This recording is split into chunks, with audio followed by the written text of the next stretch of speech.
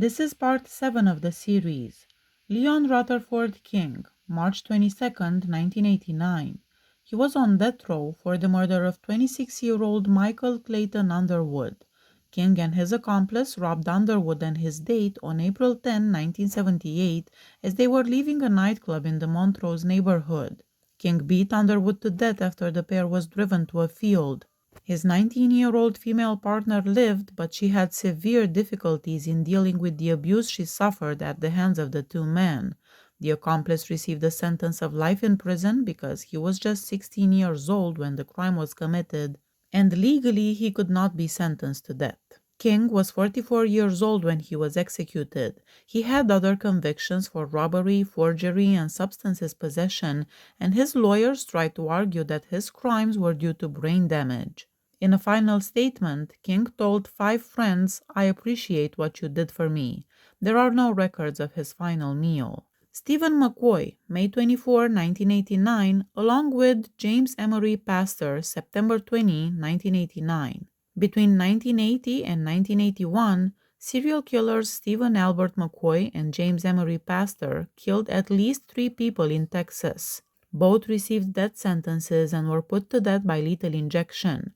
Emory admitted to 2 other murders in the Houston region before his execution, although he was never put on trial for either of these crimes. Pastor McCoy and a friend named Gary LeBlanc decided to kill 38-year-old Robert Edward Howard in Houston in October 1980. Howard's ex-wife and her new husband hired Pastor, offering him a motorcycle and $1,000 in return for the murder. Pastor cut Howard's truck's tires on October 25, 1980, while driving to a nightclub in Houston with McCoy and LeBlanc. Pastor came up behind Howard when he got back to his car, shot him in the back of the head, and then ran away. The same 3 kidnapped 27-year-old Diana Trevino Oliver in November 1980 and pushed her into their car. McCoy led her to a field where he essayed her before stabbing her to death. The 3 men discovered Cynthia Darlene Johnson, then 18, stranded by the side of the road on December 31, 1980. After being brought to a warehouse, the men essayed her. Then LeBlanc tried to kill her by strangling her to death, but his attempt was unsuccessful. Pastor then succeeded in strangling her in the early hours of January 1, 1981. Then he made sure she was dead by driving a nail up her nose. Pastor was given 3 life terms in 1982 for unrelated offenses in Alabama: first-degree burglary, robbery assault, and robbery. He was charged with Robert Howard's capital murder in Houston on June 1, 1983, while he was incarcerated at Holman Correctional Facility in Alabama. Pastor's confession to the murder was taped during an interview with police at the prison. He was convicted of capital murder on September 21, 1983, and the next day he was given the death penalty for killing Howard. McCoy was convicted of capital murder and essay. Prior to the disclosure, he was serving a 5-year sentence for burglary in a Texas prison. On July 26, 1984, he was convicted of capital murder after being charged on April 19, 1983. The next day, he was found guilty of Johnson's murder and given the death penalty. LeBlanc received a sentence of 35 years in prison after being found guilty of his involvement in the killings. In return for his testimony against Pastor and McCoy, he was given a reduced sentence. The other people involved in Howard's murder each received life sentences for their roles. Pastor and another prisoner tried to break out of the institution in April 1989 by squeezing through an air vent and cutting through an exhaust fan. After being apprehended in a pipe passage, the effort failed, and they were sent back to death row. For the essay and killing of Cynthia Johnson, McCoy was put to death by lethal injection at the Huntsville unit in Huntsville, Texas, on May 24, 1989. His execution was seen as a disaster. As the execution got underway, witnesses said his chest began to heave. In addition, the medicine from the fatal injection caused him to gasp, choke, and then arch his back from the gurney. During the execution, one of the witnesses apparently pushed over another witness after fainting.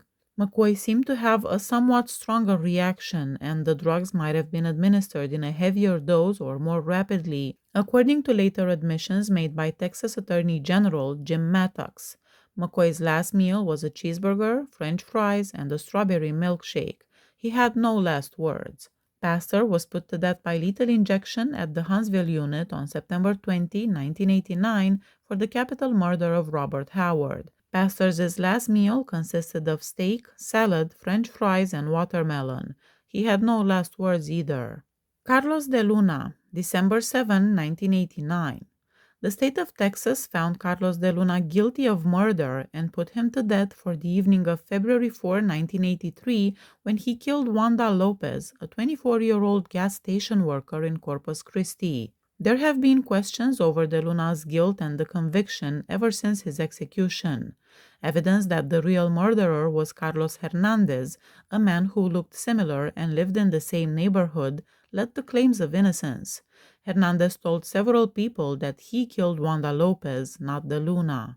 The young woman was fatally stabbed several times, most likely with a buck knife. Lopez had just called 911 to report a suspicious individual who turned out to be her killer when she was assassinated while speaking with authorities. Because Lopez appeared to be giving her attacker the money at the time of the stabbing, as captured on the 911 call, the crime was especially unjustified. Deuna's last words were, "I didn't do it, but I know who did." I will cover his case in a separate standalone video because I also feel like he was in fact wrongfully executed. Jerome Butler, April 21, 1990. Butler was sentenced to die for the June 17, 1986 robbery and slaying of taxi driver Nathan Oakley, 67, who was shot 3 times in the back of the head and robbed of about $300. Given that the cab driver identified Butler as the person who murdered Oakley's buddy A.C. Johnson in 1973, it is possible that Butler killed Oakley to make sure he will not be discovered. Butler was freed from Sing Sing prison in 1972 after serving 13 years of a sentence ranging from 23 to 47 years for robbery, attempted essay, and accessory to essay. He was released in 1984 after serving 10 years of a 30-year sentence in Texas for Johnson's murder. Since 1986, he had been on death row. After his trial, Butler said he would not appeal the death sentence, and he never changed his mind. He ate the final meal of a T-bone steak, 4 pieces of chicken, fresh corn, and iced tea. Through an intravenous line, the lethal drugs entered Butler's system, causing a severe reaction. His eyes were still open and his mouth was slightly open as his head moved up and down and smashed on the padded cart. His last words were, "The only thing I have to say is I wish everybody a good life and things like that. Everything is okay." Johnny Ray Anderson, May 17, 1990. Anderson shot and killed his brother-in-law, Ronald Gene Good, in an effort to get $67,000 in insurance money. Anderson was put to death for this crime on May 17, 1990. Up until the very end, he insisted on his innocence. According to court documents, Anderson's mother, Rowena Anderson, his sister and the victim's wife, Laura Good, and a family friend named Delvina Johnson conspired to kill Good in order to obtain the money from insurance proceeds. Anderson would get most of the money for killing Good, while Rowena Anderson and Johnson would get some for aiding him, even if Laura Good was the beneficiary in the papers. After driving to a forested location in northern Jefferson County, Anderson and Johnson pulled off and gave Good a call. Anderson fired a shotgun at Good as he got out of his car after he arrived at the scene. Anderson used the shotgun's butt to pound Good because he was still alive. Anderson hurried to Johnson's SUV to grab a rifle as Good started to crawl into the woods. Following Good into the woods, Anderson and Johnson were able to see him well enough to shoot him again thanks to Johnson's cigarette lighter. Anderson killed Good by shooting him twice in the head, and after that the two left the murder scene. Police discovered the body the following day and took Anderson and his co-conspirators into custody for the homicide. According to Anderson's defense attorney, he had a really difficult upbringing. We've heard that before, right? Johnson stated that the family appeared to be violent, always fighting and yelling at one another. The defense claimed that Anderson's IQ of 70 was abnormally low, perhaps as a result of his exposure to glue and gasoline since he was 5 years old. Despite this strategy, Anderson was found guilty by the courts. In addition, the state convicted Rowena Anderson, Laura Good, and Delvin Johnson of conspiracy to commit murder. They were all given life sentences. In his final days on death row, Anderson conversed with other prisoners, watched TV, and slept. On the day of his execution, he was visited by his mother and brother-in-law. 3 hamburgers, French fries, chocolate ice cream with almonds, and iced tea made up his last dinner. On May 17, 1990, at 12:30 a.m., Johnny Ray Anderson was declared deceased. His last words were, "I still proclaim I am innocent." Please hit that subscribe button if you like my channel. See you next time. Bye bye.